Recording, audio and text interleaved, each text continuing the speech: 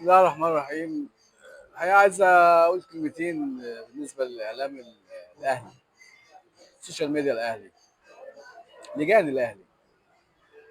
يا جماعة كفاية كده، والله كفاية كده بجد.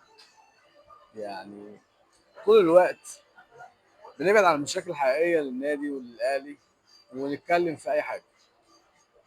في انتهاك لعرض حكم ماتش الترجي قالوا 24 ساعة. في حاجة غريبة جدا، محدش ركز ياخد باله من تفصيلة صغيرة. الحكم ما حسبش ضربة الجزاء على الأهلي، الفار هو اللي شاف ضربة الجزاء. يعني الراجل اللي بيتشتم مدار 24 ساعه ده اصلا ما خدش قرار ان ضربه جزاء، هو عدت الكوره عادي، ما حسبش ضربه جزاء. الفار قال له في ضربه جزاء وضربه الجزاء صحيحه.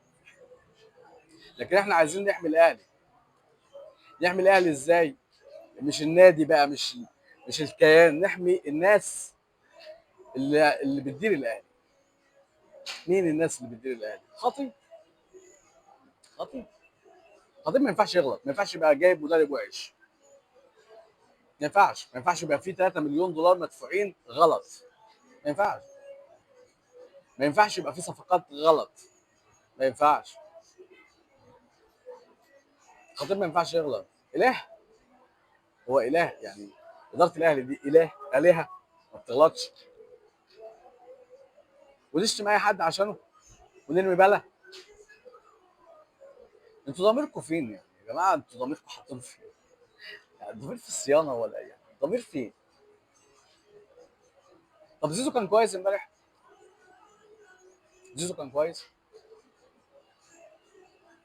لعب كويس زيزو امبارح. امام عاشور لعب كويس امبارح. تريزيجيه اللي كذا كوره كان بياخدها بشكل فردي وما بيلعبش مع الناس كان كويس. كان في لعب جماعي امبارح. كان في لعب جماعي. كان في الشوط الثاني شفتوه؟ طيب شفت الشوط الثاني كان عامل ازاي؟ شفت الفوضى اللي في الملعب؟ خط وسط الملعب طيب اخباره ايه؟ الاهلي فيه مشكله. بلاش ماتش الترجي خالص، طول السنه احنا شايفين الاهلي. طب جمهور الاهلي ده اللي انتوا بتحاولوا تغيبوا وعيه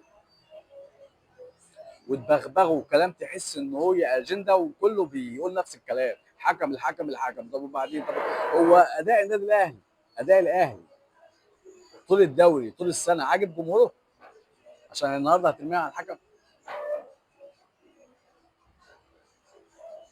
طب ماتش طلائع الجيش اخباره ايه؟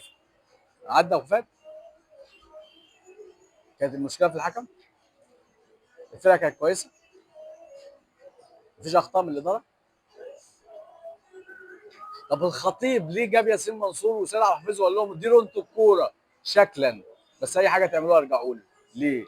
لو هو شايف كل حاجه مظبوطه وهو راجل شاطر. عايز يستخبى اخر الموسم لو عشان لو طلع من افريقيا الدوري فنيخ يقول لك انا سلمت المسؤوليه لسيد عبد الحفيظ وياسين منصور. انا عملت حاجه؟ ما عملتش حاجه. طب وطول السنه بتعمل ايه؟ عايز تستخبى صح؟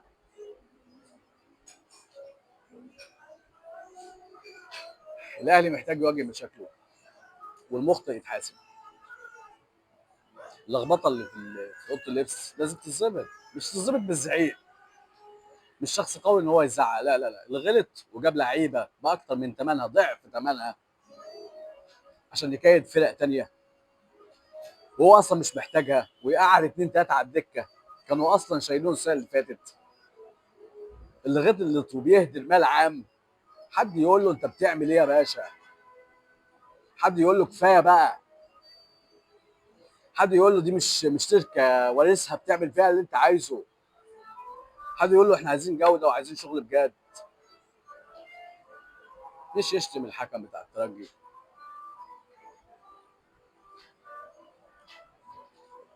بتغيبوا وعي الناس ليه؟ عشان ايه؟ عشان تكسبوا قرشين؟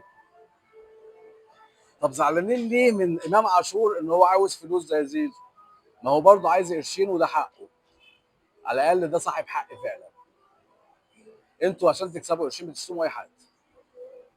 بتشتموا اي حد. المهم الاجنده تتنفذ. هقول لكم تاني في رمضان على رأي واحد قال لك في رمضان. ربنا يتقبل صيامكم، ربنا يتقبل صيامكم. كل سنة وانتم طيبين، كل سنة وانتم طيبين بمناسبة العيد، وأتمنى إنه السنة الجاية الناس يكون عندها شوية أخلاق، تقول الحقيقة، ما تكذبش، ما تشتغلش لمصالح شخصية. أتمنى ده. كل سنة وانتم طيبين، شكرا جدا لكم.